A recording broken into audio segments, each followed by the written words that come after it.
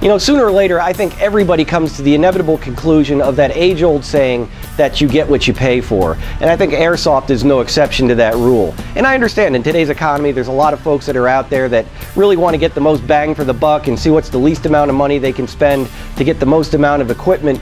But sooner or later, you have to come to the conclusion that you're going to have to make at least a minimal amount of investment in equipment so that either your equipment's not junk and constantly breaking down, or either that or it's of such low quality that you're hamstrung by it and everybody else is kicking your butt because theirs is so much better than yours. And there is a manufacturer out there that we picked up recently that does make a line of guns that I think bridges that gap pretty nicely between the cheaper stuff and the more expensive stuff, and that is the Combat Machine Raider made by G&G.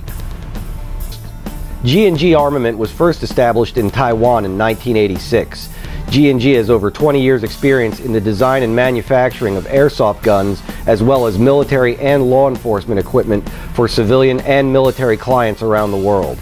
G&G is the only airsoft manufacturer to hold the ISO 9001 certification for manufacturing and quality control. The Raider is G&G's upgraded version of the Combat Machine AEG, which is basically an M4 styled airsoft gun that has a full metal gearbox with an upper and lower receiver that are made out of polymer, although there's a lot of metal parts on this gun, which include the rear buffer tube, the front barrel assembly, as well as the magazine and a number of other parts on the gun. The first thing you're going to notice when you pick up the Raider is that it feels a lot more durable than other similar guns that are in the same price range. Reason being for that is a lot of the other manufacturers that are out there use a PVC plastic rather than the nylon fiber that G&G uses, so this is much more durable and much more rigid feeling than guns that are in the same price range. The gun comes standard with a high-capacity full metal magazine that holds around 450 rounds, although it is compatible with the other standard M4 style magazines that are out on the market today. Overall, the gun weighs in at around 4 pounds and gives you an average velocity of around 300 feet per second with a .25 gram BB. The sights on the Raider are pretty much standard M4A2 design with the front post and the rear aperture. The only major difference is that they basically lopped off the front of the carry handle and just left you with the sighting portion of the mechanism, which is removable from the rail if you want to take it off and replace it with a different sight.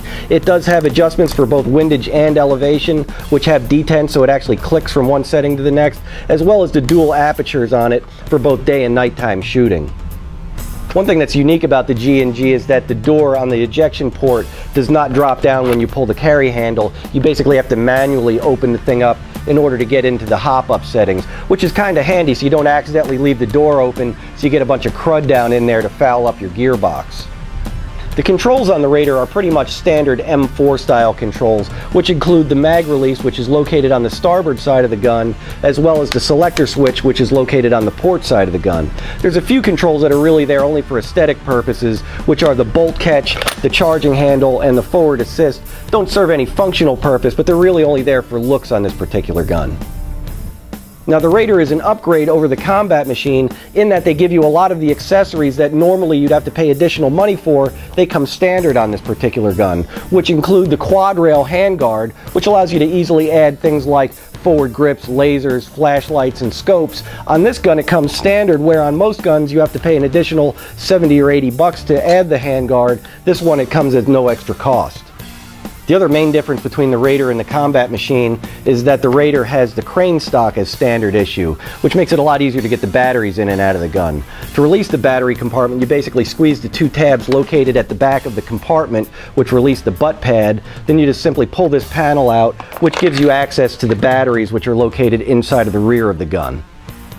Now, along with the upgrades that you get with the Raider over the Combat Machine, we give you some additional upgrades as standard issue here at Replay Sports, which include most guns give you an 8.4 volt battery as standard. We give you a 9.6 volt battery as standard issue with the gun, so you're going to get a higher rate of fire as well as getting longer playtime since it has a higher voltage rating on it. The other difference is most guns come with a standard wall wart, which basically charge constantly until they eventually overcharge your battery and damage it. We give you a universal smart charger, which actually monitors the charge of the battery so that it doesn't overcharge the battery and you get a longer battery life. Now there are other options that are available for the Raider, which include the standard colors that the gun is available in, like the Desert Tan as well as the standard black, as well as the different barrel lengths, which include the standard 16-inch barrel and the shorter CQB barrel that are available for the gun. And if you need any additional accessories to these, one of the great things about G&G is that their distributor is located here on the East Coast, where most of the other manufacturers are located either out west or overseas. If you need any additional parts for these guns, we can generally get them within 24 hours compared to waiting about 7 or 8 days if you're dealing with some of the West Coast distributors. So that's the basics on the Combat Machine Raider. It gives you all the accessories that normally you'd have to pay additional money for, but standard on the basic airsoft gun, and at a price that's much lower than what you would expect for a gun of this quality. So if you'd like to find out more, feel free to stop in here at the showroom. We'll be glad to let you try it out for yourself and make up your own mind about it.